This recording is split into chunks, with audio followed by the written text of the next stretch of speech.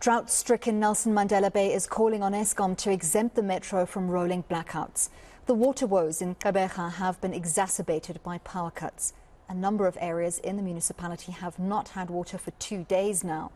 Low dam levels coupled with load shedding affecting the ability to pump water, the little water that is available, has made for a difficult situation.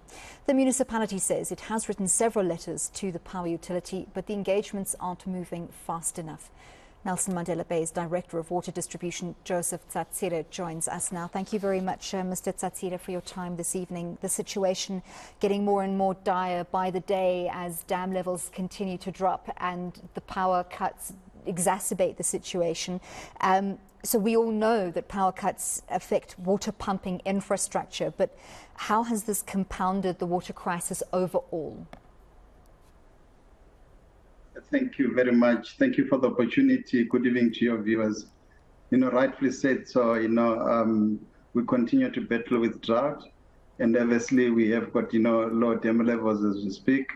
And we are actually battling, in our reticulation grid with the deficit of supply, and a system is vulnerable as it were. But I think the past couple of days, it has been compounded by load shedding as well as, electrical faults, both from, Eskom as well as, municipal reticulation grid systems. And I think this has actually placed, a system under strain. And as we speak currently, there's quite a number of, consumers that are actually without water. How many areas are we talking about? I saw quite a long list, but just give our viewers an indication.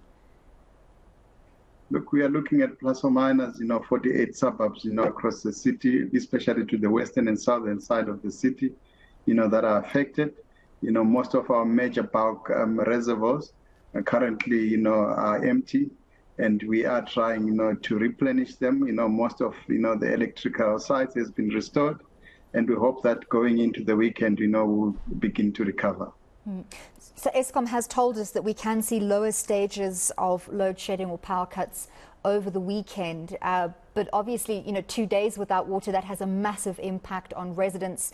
What does the picture look like going forward, even with these lower stages of power cuts? When are you likely to be able to return to slightly more normal functioning?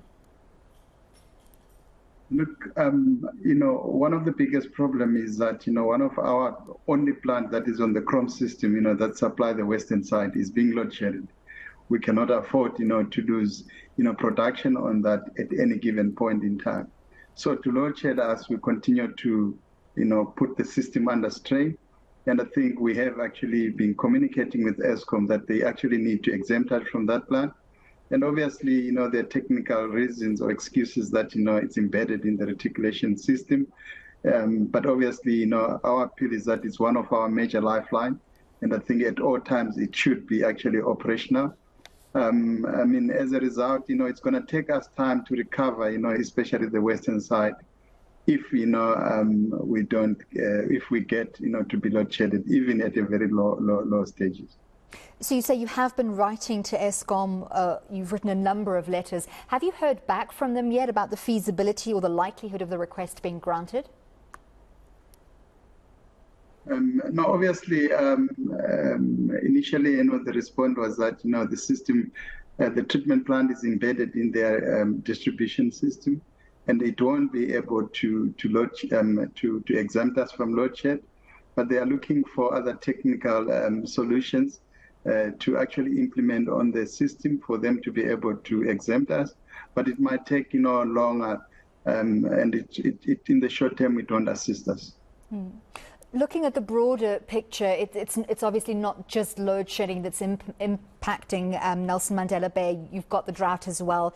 We've been talking about day zero since mid last year. What is the picture looking like at the moment, and how have consumers and residents in the Nelson Mandela Bay Metro reacted to pleas for a reduction in consumption of water?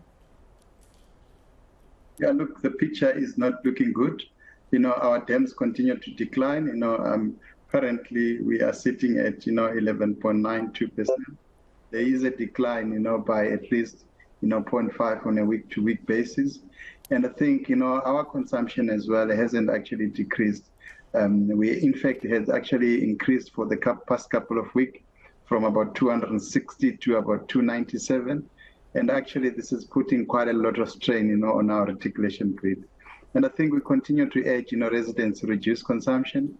But I think, again, it's very evident now that with the kind of consumption that we are putting on the system, we are beginning to experience intermittent supply, in most of the suburbs. And I think water disruptions as we go into the weekend, as I said, plus or minus 48 suburbs does not have water, or intermittently, they are receiving water. And again, it's going to affect the quality of the water that we produce, in the medium long term, because obviously they are in stable conditions that are created within the reticulation system. We are actually in a crisis as we speak. We have begun to provide basic water through tankered services. And again, it's quite a difficult situation which we find ourselves in. Difficult that consumers are not reacting to those pleas to reduce consumption. Is there talks of physically restricting the amount of water they have access to for those residents who actually do still at the moment have water? Look, we have embarked on a program which we started quite some time ago, where we are restricting, consumers at metered connection. And I think we have plus or minus, 26,000, metered connection, which we have restricted from high consumers that we are consuming over, 20 kiloliters of water on a month-to-month basis. And we are restricting them to 9, kiloliters per month per household. And we are beginning to see, the reduction in consumption. But I think more needs to happen for us to be able to see significantly reduced behaviors needs to change. And I think that's why we are also appealing to consumers that, they must, on a day-to-day basis, change their behavior in which they interact with water. And we hope that ultimately Eskom will be able to come on board and exempt those pump stations from load shedding to help you, seeing as that this is absolutely in crisis mode now. Thank you very much for your time. That was Nelson Mandela Bay's Director of Water Distribution, Joseph Tsatsire.